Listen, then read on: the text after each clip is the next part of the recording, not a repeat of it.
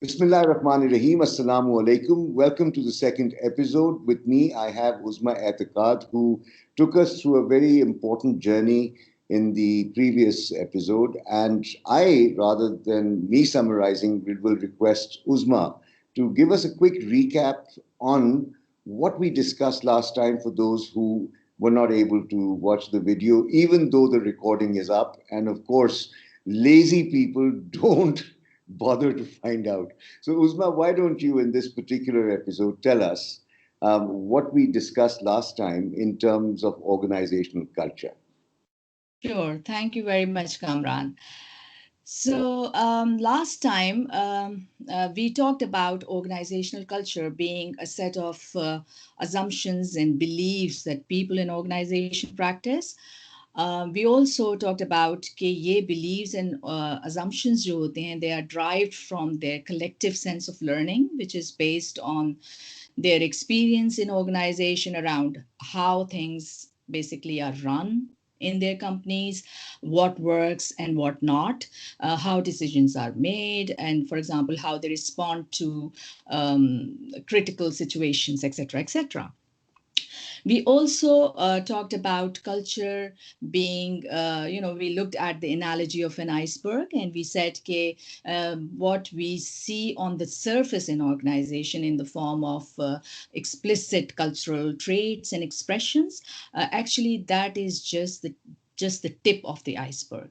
The major chunk sits under the surface. And when I say major chunk, that is the unwritten rules and norms that drive those behaviors that we see.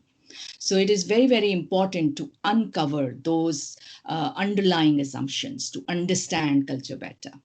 ये So, बताएं कि ये जो assessment का जो काम है, it's not only very challenging and at the same time qualitative elements इसमें ज़्यादा होते हैं. तो why do you think assessment is important in terms of investing time and energy to arrive at some conclusions? I mean, in your opinion, why is it important? And if you can share some examples. yeah, sure. So I would say assessing culture is very important, and it आजकल के दौर में it's even more important because of COVID, because we are adjusting to new norms of working, and so it's a shock to the system, I would say. So we really need to understand what our cultural identity is, what is going to work better, what is kind of hindering the progress, etc., etc. So I would say cultural assessment is nothing but a distilled snapshot in time of who you are as an organization. Mm-hmm. So it tells you what are the strengths and weaknesses of your cultural fabric and cultural identity, and what actually is hindering the progress of actualizing your strategy. Fair Because enough. हो सकता है कि some companies they are facing maybe missing targets or decline in their performance or demotivation of their staff, or maybe massive strategic change in their business. So or maybe like acquisitions or mergers happening around. So all of these things, we saw in our last episode as well that culture actually is part of a strategy now. you know it Absolutely. supports a strategy. तो बहुत जरूरी हो जाता है to understand who we are. Okay, so if you were to view a culture change project, and let's say on a scale 0 to 100, 100 is the deliverable, which could be a high performing culture where agility, let's say, is at its peak in these trying and troubling times, 0 to 100. Now, in terms of apportionment of time for assessment of culture, what percentage would you assign in terms of the investment that is needed to get to the clear picture of where we stand before we can even begin to engineer improvements and Yeah, you changes? mean in terms of time, investment in In terms terms of. of time, yes. Yeah. Well, it will depend definitely on the size of organization. I would Right. say, how many people you have in your organization. So massively, it will depend on the number of people in your organization, because what we do in the assessment is we listen to people. We Mm, carry out interviews, we mm, ask questions, and we listen to people and we gather insights. mm. So definitely the bigger footprint of people you have, of course, you will require more time to take interviews and Sure. As gather a insights. percentage, would you say that 20% of the time in a project which is Ah, designed to achieve organizational performance, high yeah. performance, as a Oh, percentage, how much time should one invest, regardless of size, oh uh, yeah. this part of it, the exercise? Okay, so end-to-end process. So I would say gathering insight is part of analyzing the culture. So it's analyzing phase of any project. So Right, I would say maybe around 15 to 20%, I would say should be right. dedicated to understanding the Where we cultural are. better. Yeah, yeah, All right. yeah. And could you tell us, I mean, how you go about conducting assessments? You did mention interviews, one-on-one interaction, focus group. What other methodologies do you apply in terms of arriving at a very clear and cogent picture that everyone can not only understand but relate to and feel that, oh God, now we realize where the problem is? Yeah, sure.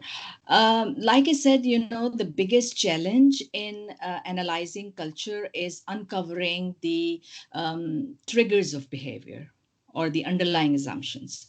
So, the methodology or the tool that we use at Magna People Change, it allows us to analyze behavioral, physical, and symbolic manifestation of culture informed by underlying assumptions. When I say symbolic, behavioral, and physical manifestation, what I mean is that we analyze and assess culture across 6 different dimensions Okay. in any company.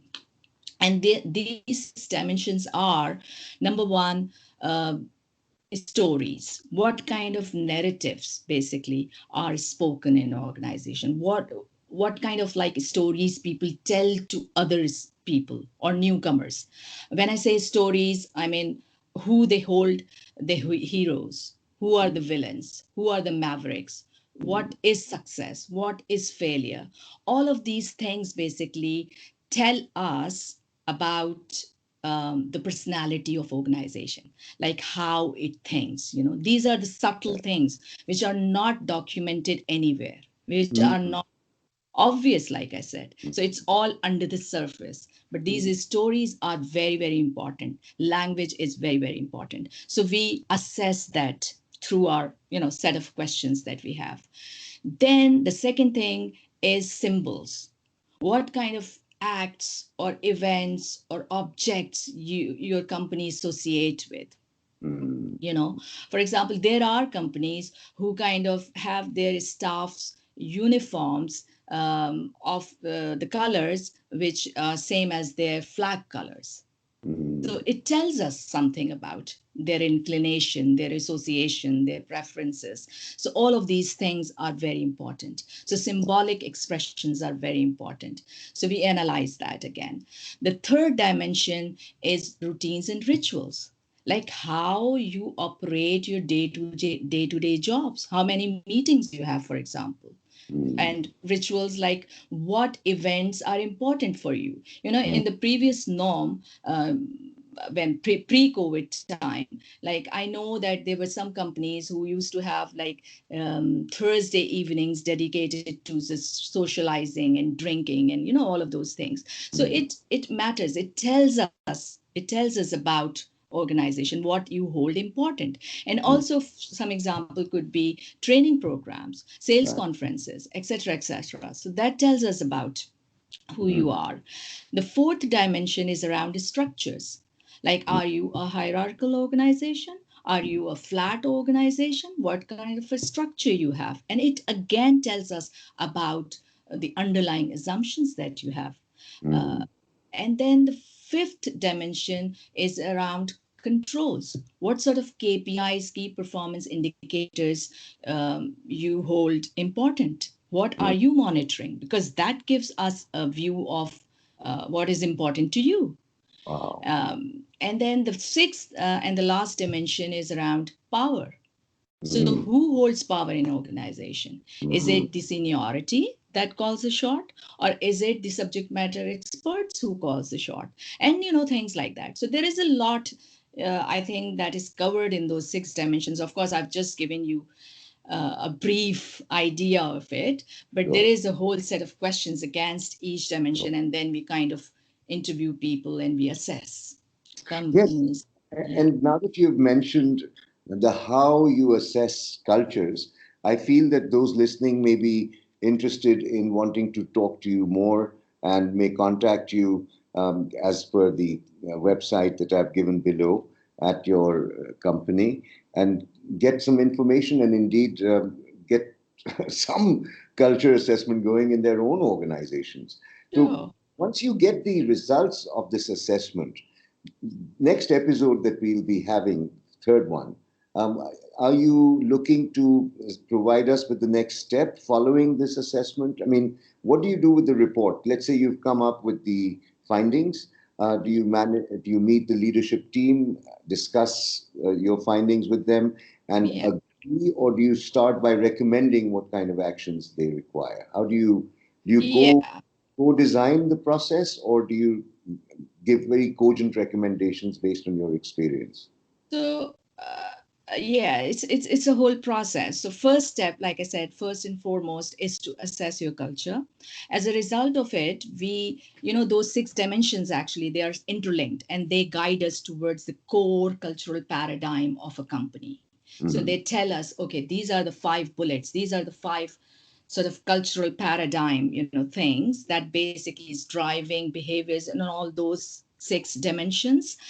Once we understand that, then we kind of compare it with the either the espoused values that companies have. So we compare and look at the gap, understand the gap if there is any, or the strategic direction or priorities that businesses have. So we take those priorities and we kind of assess, or sorry, rather compare underlying assumptions, with those priorities, and we see the gap and we map the gap. Right, Then we have a methodology at Magna People Change that we use for transformational change, for harnessing cultures. So once we right. have understood, your existing cultural profile, then we go ahead and design your aspired behaviors, and then we harness them and we reinforce them and we evaluate our success. So And this you'll is, be elaborating all of this in yes, in our episode. next episode. Yes, yes. That Good, how to improve your business or your culture measurably. beautiful. I think you've given a very clear picture in terms of the why assessment is important, culture assessment, and how it is done. And of course, you've given us the big picture, and there is much more detail in that. Those Sure. interested can, of course, contact you by email and get further information and insight, and in fact, even book you for consultation on Zoom or Skype or whatever is convenient for them. I must thank you, Uzma, for your time that you are volunteering so beautifully. And at the same time, I look forward to meeting with you next fortnight, probably.